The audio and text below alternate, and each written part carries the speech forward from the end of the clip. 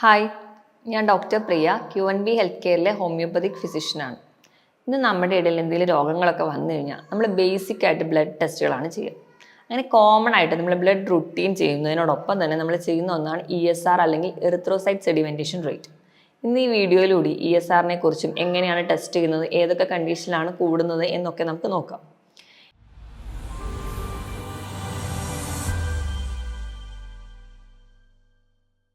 ESR എന്ന് പറയുന്നത് erythrocyte sedimentation rate, അതായത് ചുവന്ന രക്താണുക്കൾ അടിയാനെടുക്കുന്ന സമയം. നമ്മൾ ലാബിൽ ടെസ്റ്റ് ചെയ്യുമ്പോൾ നമ്മൾ ബ്ലഡ് എടുക്കുന്നു, അതൊരു കുത്തനെ ഒരു സ്റ്റാൻഡിലേക്ക് മാറ്റുന്നു. അതിലൊരു കുറച്ച് ആൻറ്റി കൊയാഗുലൻ്റ് ആഡ് ചെയ്യുന്നു, അതായത് രക്തം കട്ട പിടിച്ച് പോവാതിരിക്കാനായിട്ട്. അത് കഴിഞ്ഞൊരു 1 മണിക്കൂർ കഴിയുമ്പോഴത്തേക്കും നമ്മുടെ രക്തത്തിലെ ചുവന്ന രക്താണുക്കളെല്ലാം താഴേക്ക് അടിയുന്നതായിട്ട് കാണാം. അപ്പോൾ മുകളിൽ ഒരു വെളുത്ത ഒരു പാട്ട് കാണാം, അതിന് നമ്മൾ പ്ലാസ്മ എന്ന് പറയുന്നു. ഈ പ്ലാസ്മയുടെ ലെങ്ത്ത് ഇതിനെ അനുപാതമായിട്ടാണ് നമ്മൾ ESR കാൽക്കുലേറ്റ് ചെയ്യുന്നത്. എത്ര ടൈമും കൊണ്ടാണ് ഈ ചുവന്ന രക്താണുക്കൾ അടിയുന്നതെന്നും എത്രയാണ് പ്ലാസ്മയുടെ ലെങ്ത്തും ഇത് രണ്ടുമാണ് നമ്മൾ കമ്പയർ ചെയ്യുന്നത്. ഇതാണ് നമ്മൾ ESR എന്ന് പറയുന്നതിൻ്റെ വാല്യൂ. അതുകൊണ്ട് തന്നെ എപ്പോഴും ESR കാൽക്കുലേറ്റ് ചെയ്യുന്നത് ml/hലാണ്. അപ്പോൾ ആരോഗ്യമുള്ള ഒരു സ്ത്രീക്കും പുരുഷനും അവരുടെ പ്രായവുമായിട്ട് ESRന് വലിയ ബന്ധമുണ്ട്. അപ്പോൾ ആരോഗ്യമുള്ള ഒരു പുരുഷനാണെങ്കിൽ ഇപ്പോൾ നമ്മൾ വയസ്സ് കൂടുന്നതിനനുസരിച്ച് ESR കൂടുന്നതായിട്ട് കാണാം. അപ്പോൾ പുരുഷന്മാരുടെ കേസ് എടുക്കുകയാണെങ്കിൽ അവരുടെ പ്രായത്തിൻ്റെ പകുതിയാണ് എപ്പോഴും ESR കാണിക്കുക. ഉദാഹരണം, 50 വയസ്സുള്ള ഒരാളാണെങ്കിൽ ESR എപ്പോഴും ഒരു 25 അങ്ങനെയൊക്കെ കാണാം. ഒരു 70 വയസ്സുള്ള ഒരാളാണെങ്കിൽ 35, അതായത് പ്രായത്തിനനുസരിച്ച് ESR കൂടുന്നുണ്ട്. ഇനി സ്ത്രീകളുടെ കേസ് എടുക്കുകയാണെങ്കിൽ അവരുടെ പ്രായം വെച്ച് നോക്കുകയാണെങ്കിൽ ESR അവരുടെ പ്രായത്തിനേക്കാളും പകുതിയിൽ ഒരു 5ഓ 10ഓ കൂടുതലായിരിക്കും. കാരണം സ്ത്രീകളുടെ ശരീരത്തിൽ ഉണ്ടായ വ്യത്യാസങ്ങൾ കൊണ്ട് തന്നെയാണ്. അപ്പോൾ നമ്മൾ എടുക്കുകയാണെങ്കിൽ അവരുടെ പകുതിയിൽ ഒരു 5ഓ 10ഓ വാല്യൂ കൂടുതലായിട്ട് നിൽക്കുകയാണെങ്കിൽ അത് സ്ത്രീകളിൽ നോർമലാണ്. എപ്പോഴും ഒരു അഡൽട്ട് പറയുകയാണെങ്കിൽ അഡൽട്ടിന് ഒരു 20 ml/h ഒക്കെയാണ് കോമൺ ആയിട്ടുള്ള ഒരു നാച്ചുറൽ ആവറേജ് ആയിട്ട് റേഞ്ച് പറയുന്നത്. ESR എന്ന് പറയുന്നത് നമ്മളെ പല കാര്യങ്ങളെ ഡിപ്പെൻഡ് ചെയ്തിട്ടാണ് ഇരിക്കുന്നത്. ഇപ്പം നമ്മൾ ലാബിൽ ടെസ്റ്റ് ചെയ്യുമ്പോൾ ആ സ്റ്റാൻഡിൽ ചെറിയൊരു ചെരിവ് ഉണ്ടെങ്കിൽ ആ ഒരു ചെരിവ് പോലും ESRന് നമുക്ക് വാല്യൂവിൽ വ്യത്യാസങ്ങൾ ഉണ്ടാക്കുന്നുണ്ട്. അതുകൊണ്ട് തന്നെയാണ് എപ്പോഴും ഒരു കറക്റ്റ് പൊസിഷനിലായിരിക്കണം, കറക്റ്റ് ടൈമിംഗ് ആയിരിക്കണം എന്നൊക്കെ നമ്മൾ പറയുന്നത്. അപ്പോൾ അങ്ങനെ നമ്മൾ വാല്യൂ കാൽക്കുലേറ്റ് ചെയ്യുമ്പോൾ ESR പല രോഗങ്ങളിലും പല നോർമൽ ആയിട്ടുള്ള ഫിസിയോളജിക്കൽ പ്രോസസ്സിലൊക്കെ വേരിയേഷൻ കാണിക്കാറുണ്ട്.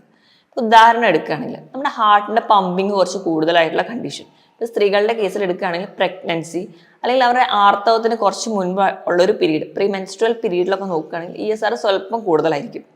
അതുപോലെ തന്നെ അമിതവണ്ണമുള്ളവർക്കാണെങ്കിൽ ചിലപ്പോൾ അവരുടെ ESR കുറച്ച് വാല്യൂ വേരിയേഷൻ കാണിക്കാറുണ്ട്. അതിന് കാരണം എന്ന് പറഞ്ഞു കഴിഞ്ഞാൽ നമ്മുടെ ശരീരത്തിൽ എവിടെയൊക്കെ നീർക്കെട്ടുണ്ടാവുന്നോ അവിടെയൊക്കെ ESR കൂടും. ഈ അമിതവണ്ണം എന്ന് പറയുന്നതും നമുക്കൊരു ശരീരത്തിൽ ഒരു നീർക്കെട്ടായിട്ട് കണക്ട് ചെയ്യാം. അതുപോലെ തന്നെ ഇൻസുലിൻ റെസിസ്റ്റൻസ് പോലെയുള്ള കണ്ടീഷൻസും ഉണ്ടാവാം. അതുകൊണ്ടാണ് ഈ അമിതവണ്ണമുള്ളവർക്ക് എപ്പോഴും അവർ ഹെൽത്തി ആണെങ്കിൽ കൂടി സ്വല്പം ESR ഒന്ന് കൂടുതലായിട്ട് നിൽക്കുന്നത്. ഇത് നോർമലി ESR കൂടുന്ന ചില കണ്ടീഷൻസ് ആണ്. ഇത് കൂടാതെ ചില നമ്മുടെ ഹെൽത്തി അല്ലാത്ത കണ്ടീഷൻസിൽ, അതായത് നമ്മൾ ചില ഡിസീസ് കണ്ടീഷൻസിലും ESR കൂടുന്നതായിട്ട് കാണാം. ESR എപ്പോഴും കൂടണമെങ്കിൽ അവിടെ നമ്മുടെ ശരീരത്തിൽ എന്തെങ്കിലും നീർക്കെട്ടുകൾ ഉണ്ടാവുന്നതായിട്ട് കാണാം. ഇതിന് കാരണം നമ്മുടെ ശരീരത്തിൽ എന്തെങ്കിലും നീർക്കെട്ടുകളൊക്കെ ഉണ്ടാകുമ്പോൾ ശരീരത്തിൽ പലതരത്തിലുള്ള പ്രോട്ടീൻസ് ഉണ്ടാവുന്നുണ്ട്. ഈ പ്രോട്ടീൻസ് നമ്മുടെ ചുവന്ന രക്താണുക്കളെ പെട്ടെന്ന് ഡിപ്പോസിറ്റ് ചെയ്യാൻ അല്ലെങ്കിൽ പെട്ടെന്ന് താഴേക്ക് അടിയാൻ വേണ്ടി കാരണമാകുന്നുണ്ട്. അതുകൊണ്ട് തന്നെയാണ് ഈ നീർക്കെട്ടുകൾ ഉണ്ടാവുന്ന കണ്ടീഷനിൽ ESR എപ്പോഴും കൂടി നിൽക്കുന്നത്. നമ്മൾ രോഗവിവരങ്ങളൊക്കെ നോക്കുകയാണെങ്കിൽ ഏറ്റവും കൂടുതൽ ഇപ്പോൾ നമുക്കറിയാം, നമ്മൾ പനി അല്ലെങ്കിൽ ജലദോഷം, കഫക്കെട്ട് പോലെയുള്ള എന്തെങ്കിലും ഇൻഫെക്ഷൻസ് നമ്മുടെ ശരീരത്തിൽ ഉണ്ടെങ്കിൽ നമുക്ക് ESR കൂടുതലായിട്ട് നിൽക്കുന്നത് കാണാം. അപ്പോൾ നമ്മുടെ ശരീരത്തിൽ എന്തെങ്കിലും ഒരു ഇൻഫെക്ഷൻ, അത് എവിടെയാണെന്ന് നമുക്ക് കണ്ടുപിടിക്കാൻ പറ്റിയില്ലെങ്കിലും എന്തെങ്കിലും ഒരു ഇൻഫെക്ഷൻ ഉണ്ടെങ്കിൽ ESR എപ്പോഴും കൂടുതലായിട്ട് നിൽക്കും. അപ്പോൾ നമുക്ക് അസുഖമൊക്കെ മാറി നമ്മൾ ഹെൽത്തി ആണോ എന്നറിയാൻ വേണ്ടിയിട്ട് നമ്മൾ ESR വീണ്ടും റിപ്പീറ്റ് ചെയ്യാറുണ്ട്. ഇപ്പോഴും നമ്മൾ മെഡിസിൻ കഴിച്ച് നമ്മളെ രോഗം മാറിയാലും ESR നോർമൽ ആകുമ്പോൾ മാത്രമേ നമ്മൾ ഇൻഫെക്ഷൻ സ്റ്റേജ് കഴിഞ്ഞു എന്ന് പറയാൻ പറ്റുള്ളൂ. ഒന്നാമതായിട്ട് വൈറൽ ഇൻഫെക്ഷൻസിലൊക്കെ ESR കൂടുതലായിട്ട് നിൽക്കും. രണ്ടാമതായിട്ട് ESR ഏറ്റവും കൂടുതലായി നിൽക്കുന്ന ഒരു കണ്ടീഷനാണ് ആമവാദം. ആമവാദം എന്ന് പറഞ്ഞാൽ നമ്മുടെ കൈകളിലെ വിരലിലോ അല്ലെങ്കിൽ നമ്മുടെ ശരീരത്തിലെ ചെറിയ മണക്കുകളെ ബാധിക്കുന്ന രോഗമാണ്. സന്ധിവേദനയും അതുപോലെ തന്നെ അത് കൂടുതലായിട്ട് നിൽക്കുന്ന കണ്ടീഷൻസിൽ അത് പല ഡിഫോമിറ്റിയും ശരീരത്തിൽ ഉണ്ടാക്കും. ഇതാണ് വേറൊരു കണ്ടീഷൻ. ഇത് കൂടാതെ തന്നെ നമുക്ക് പല വേറെ രോഗങ്ങളിലും കാണാറുണ്ട്. അങ്ങനെയുള്ള ചിലതിൽ ഒന്നാമതായിട്ട് നമ്മുടെ ഗ്യാസ്ട്രിക് സംബന്ധമായ രോഗങ്ങളിലൊന്നാണ് IBS അല്ലെങ്കിൽ കോൺസ് ഡിസീസ്, അതായത് ഇറിറ്റബിൾ ബവൽ സിൻഡ്രോം. നമുക്ക് പെട്ടെന്ന് തന്നെ ബാത്റൂമിൽ പോകാൻ തോന്നുന്നത്, ഭക്ഷണം ഒന്ന് അബ്സോർബ് ചെയ്യാനോ അല്ലെങ്കിൽ ആ ഒരു അബ്സോർബറ്റീവ് കപ്പാസിറ്റി ഒന്നും ഇല്ലാതെ തന്നെ പെട്ടെന്ന് ടെൻഷൻ വരുമ്പോൾ ബാത്റൂമിൽ പോകാൻ തോന്നുക, അല്ലെങ്കിൽ എവിടെ ഒരു ആൻസൈറ്റി വരുമ്പോൾ ബാത്റൂമിൽ പോകാൻ തോന്നുക, ഇങ്ങനെയുള്ള കണ്ടീഷൻസ്.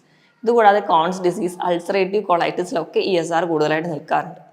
ഇനി നമ്മുടെ ചില ക്യാൻസർ രോഗങ്ങളിലും ESR കൂടുതലായിട്ട് നിൽക്കാറുണ്ട്. പ്രധാനമായിട്ടും ഒരു മോഡറേറ്റ് ലെവലിൽ കൂടി നിൽക്കുന്നതാണ് ലിംഫോമ പോലെയുള്ള കണ്ടീഷൻസ്. ലിംഫോമ പോലെയുള്ള കണ്ടീഷനിൽ കൂടുതലായിട്ട് നിൽക്കാൻ കാരണം ക്യാൻസർ എന്ന് പറയുന്നത് ഒരു തരത്തിൽ ശരീരത്തിൽ ഫ്രീ റാഡിക്കൽസ് ഉണ്ടാക്കുന്ന നീർക്കെട്ടാണ്. അതുകൊണ്ട് തന്നെ ESR ഈ ഒരു കണ്ടീഷനിൽ കൂടുതലായിട്ട് നിൽക്കുന്നത് കാണാം. ഇത് കൂടാതെ തന്നെ നമുക്ക് ന്യൂമോണിയ അല്ലെങ്കിൽ കഫക്കെട്ട് പോലെയുള്ള ഇൻഫെക്ഷൻസ് ഉണ്ടെങ്കിലോ മറ്റ് സന്ധി വേദനകൾ ഉണ്ടെങ്കിലോ അല്ലെങ്കിൽ നമ്മുടെ ശരീരത്തിലെ ഏതെങ്കിലും ഒരു അവയവങ്ങളിൽ നീർക്കെട്ടോ വേദനയൊക്കെ ഉണ്ടെങ്കിലോ ഒരു മുറിവ് വന്നു കഴിഞ്ഞാൽ അതിലും ഒരു ഇൻഫെക്ഷൻ ഉണ്ടെങ്കിൽ അവിടെ നമുക്ക് ESR കൂടുതലായിട്ട് നിൽക്കുന്നത് കാണാം. ഇത് കൂടാതെ തന്നെ വിളർച്ച അല്ലെങ്കിൽ അനീമിയ, രക്തക്കുറവ് എന്ന് പറയുന്ന കണ്ടീഷൻസിലൊക്കെ നമുക്ക് ESR കൂടുതലായിട്ട് നിൽക്കുന്നത് കാണാം. അതോടൊപ്പം തന്നെ നമ്മുടെ തൈറോയ്ഡ് ഗ്രന്ഥികളെ വരുന്ന ഇൻഫെക്ഷൻസ്, തൈറോയ്ഡൈറ്റിസ് പോലെയുള്ള കണ്ടീഷൻസ്, വൃക്കകളെ ബാധിക്കുന്ന രോഗം, അല്ലെങ്കിൽ നമ്മുടെ ലിവറിന് എന്തെങ്കിലും ഇൻഫെക്ഷൻസ് വന്നു കഴിഞ്ഞാൽ, അങ്ങനെ നമ്മുടെ അസ്ഥികൾക്ക് എന്തെങ്കിലും ഇൻഫെക്ഷൻസ് വന്നു കഴിഞ്ഞാൽ ആ അസ്ഥിയുമായി ബന്ധപ്പെട്ട രോഗങ്ങളിൽ ഒക്കെ ESR കൂടുതലായിട്ട് നിൽക്കുന്നതാണ്. ഇത് കൂടാതെ തന്നെ ചില auto immune conditions. Auto immune എന്ന് പറയുമ്പോൾ നമ്മുടെ ശരീരത്തിലെ രോഗപ്രതിരോധ ശേഷി നമുക്ക് ശരീരത്തിന് തന്നെ എതിരെ പ്രവർത്തിക്കുക. ഇങ്ങനെയുള്ള ചില കണ്ടീഷൻസാണ് SLE. ഈ കണ്ടീഷൻസിലൊക്കെ കൂടുതലായിട്ട് നിൽക്കുന്നത് കാണാം.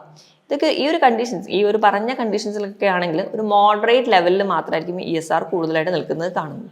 പക്ഷേ ചില കണ്ടീഷനിൽ ESR അമിതമായിട്ട് കൂടുതലായിട്ട് നിൽക്കുന്നത് കാണാം. അതായത് 100ന് മുകളിലൊക്കെ നിൽക്കുന്നത് കാണാം.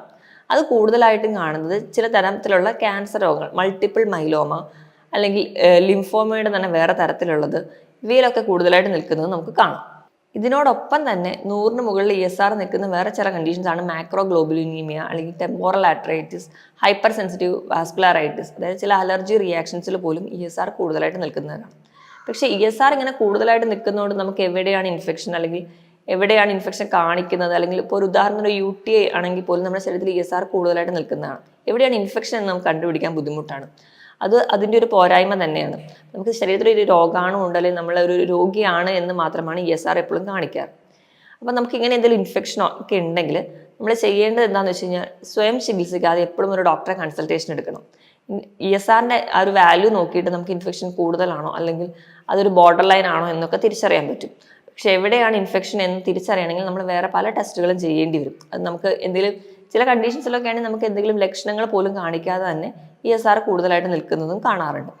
ഇനി വളരെ ചില അസുഖങ്ങളിൽ മാത്രം ESR കുറഞ്ഞിരിക്കുന്നതും കാണാം. പ്രധാനമായിട്ടും നമ്മൾ അരിവാൾ രോഗം എന്ന് പറയുന്ന സിക്കിൾ സെൽ അനീമിയ അല്ലെങ്കിൽ പോളിസൈത്തീമിയ പോലെയുള്ള കണ്ടീഷൻസിൽ, അതുപോലെ തന്നെ സിവിയർ ഹാർട്ട് ഫെയിലിയർ പോലെയുള്ള കണ്ടീഷൻസിലൊക്കെ ESR കുറഞ്ഞിരിക്കുന്നത് നമുക്ക് കാണാം. അപ്പോൾ എപ്പോഴും നമ്മൾ ഇങ്ങനെയൊക്കെ ബ്ലഡ് ടെസ്റ്റുകൾ, ചിലപ്പോൾ മറ്റ് പല പരിശോധനകൾക്ക് വേണ്ടിയും നമ്മൾ ലാബിൽ പോകുമ്പോഴോ അല്ലെങ്കിൽ അതിൻ്റെ കൂടെയൊക്കെ നമ്മൾ ESR നോക്കുമ്പോൾ ഈ വാല്യൂവിൽ വേരിയേഷൻ കാണുകയാണെങ്കിൽ നിങ്ങൾ ഒരിക്കലും സ്വയം ചികിത്സിക്കാതിരിക്കുക, അല്ലെങ്കിൽ നിങ്ങൾ അതിനൊരു പ്രാധാന്യം കൊടുക്കാതിരിക്കുക. നിങ്ങൾ എപ്പോഴും അതിനൊരു ഇമ്പോർട്ടൻസ് കൊടുത്തിട്ട് വേണം തന്നെ ESR കൂടുതലാണ് എന്ന് പറഞ്ഞ് തന്നെ ഡോക്ടറെ കൺസൾട്ട് ചെയ്യാൻ വേണ്ടി തയ്യാറാവണം. അപ്പോൾ എപ്പോഴും നമുക്ക് ഇൻഫെക്ഷൻസ് ഒക്കെ മാറിയിട്ടുണ്ടെങ്കിൽ പോലും കൃത്യമായിട്ട് രക്തപരിശോധന നടത്തി ESR കുറഞ്ഞു അല്ലെങ്കിൽ നോർമൽ ആയി എന്ന് ഉറപ്പുവരുത്താൻ നിങ്ങൾ ശ്രദ്ധിക്കണം. മറ്റൊരു ഹെൽത്ത് ടോപ്പിക്കുമായിട്ട് വീണ്ടും കാണുന്നത് വരെ നന്ദി.